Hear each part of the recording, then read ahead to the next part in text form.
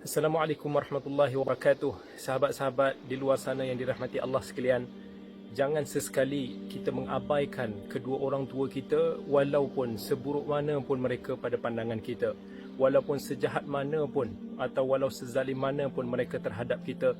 Tak boleh sama sekali untuk dijadikan alasan kepada kita untuk nak mengabaikan kebajikan orang tua kita. Ingat, dalam suratul Luqman, Allah Azza wa Jalla telah berpesan kepada kita, wa in jahadaka ala an tusyrika bi ma laysa laka bihi ilm fala tuti'huma wa sahibhuma fid dunya ma'rufa.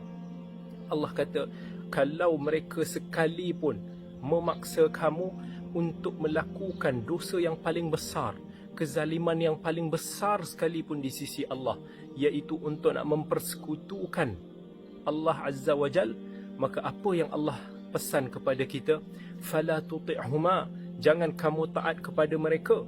Tetapi adakah bila kita tidak taat bererti kita kena derhaka? Adakah bila kita tidak taat kita boleh menaikkan suara kita ataupun kita menjauhi mereka? Tidak sama sekali. Tetapi Allah kata, fala tuti'huma, jangan taat kepada mereka, tetapi tetaplah kita bersahabat dengan mereka. Fid dunya ma'rufa, bersahabatlah dengan mereka di dunia ini dengan penuh ihsan, penuh kebaikan. Iaitu bila Allah gunakan perkataan sahabat, suhbah ini, maksudnya kita berdamping dengan mereka. Kita kena selalu melazimi mereka. Jangan kita boikot mereka. Jangan kita abaikan kebajikan mereka dengan alasan kezaliman atau kekurangan mereka terhadap kita dahulu. Di dalam agama sama sekali tidak membenarkan untuk kita membalas kezaliman dengan kezaliman. Jangan bila mana kita merasakan mak ataupun ayah kita dahulunya mengabaikan kita, maka kita boleh mengabaikan mereka dikala mereka sudah tua.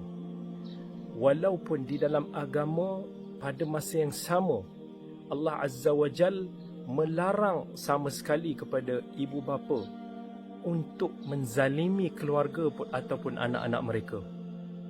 Tetapi ia tidak dijadikan lesen bagi anak-anak untuk memutuskan hubungan ataupun tidak berbakti kepada orang tua kerana mereka dahulunya menzalimi ataupun mengabaikan kita. Ingat bahawa berbakti kepada orang tua adalah wasiat daripada Allah Azza wa Jal. Dalam Al-Quran beberapa kali Allah berpesan, wa wassaynal insana biwalidayhi ihsana. Allah telah berpesan kepada manusia untuk terus berbakti kepada orang tua mereka. Dan bila Allah Azza wa Jalla yang berpesan kepada kita, ia bukan sebarang pesan. Bila Allah berwasiat kepada kita, ia bukan sebarang wasiat, tetapi ia adalah wasiat yang paling besar, wasiat yang paling utama daripada Yang Maha Esa kepada kita sebagai hamba-Nya. Kerana berbakti ini menuntut untuk nak kita melawan kehendak kita, melawan keinginan ataupun emosi kita. Dikala kita rasa sepatutnya mereka ini dibalas, dikala sepatutnya kita merasakan bahawa bila kita senang, inilah masa kita biarkan orang tua kita kerana kecil dulu mereka mengabaikan kita.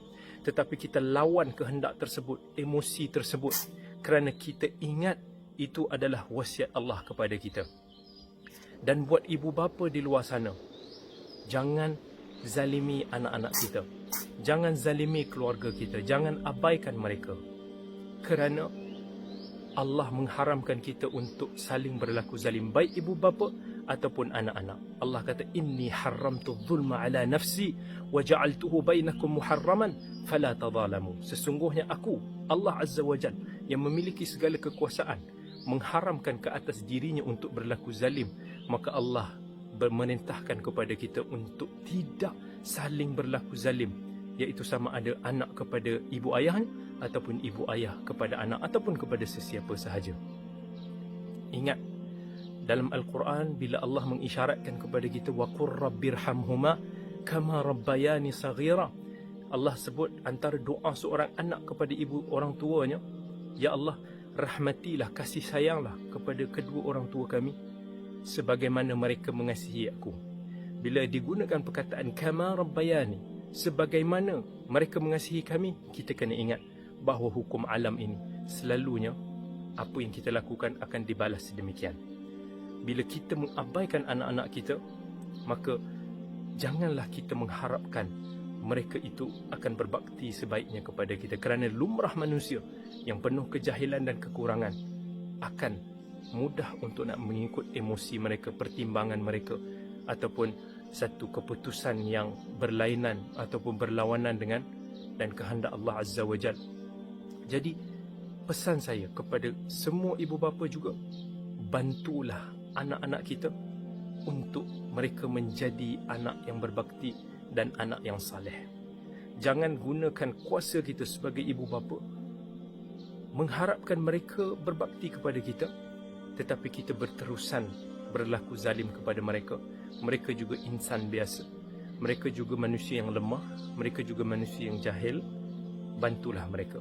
Dan kepada anak-anak semua, Allah pesan, wakhfid lahuma janaha dhulli minar rahmah. Naunglah mereka, rendahkanlah sayap kamu, kan, sayap yang penuh kehinaan sebagai seorang anak ni, janaha dhulli minar rahmah. Dengan kasih sayang, kita peluk ibu bapa kita ini bagaikan sayap burung yang melindungi anak-anak kita. Kan, kalau burung melindungi anak-anaknya dengan menutupkan sayap, begitulah kita rendahkan ego kita, rendahkan dendam kita, semata-mata untuk nak melaksanakan wasiat Allah yang Maha Esa ini. Maka insya-Allah kita semua berbakti kepada kedua orang tua kita, dan kita juga menjadi orang tua yang berbakti kepada anak kita insya-Allah. Wallahu taala alam.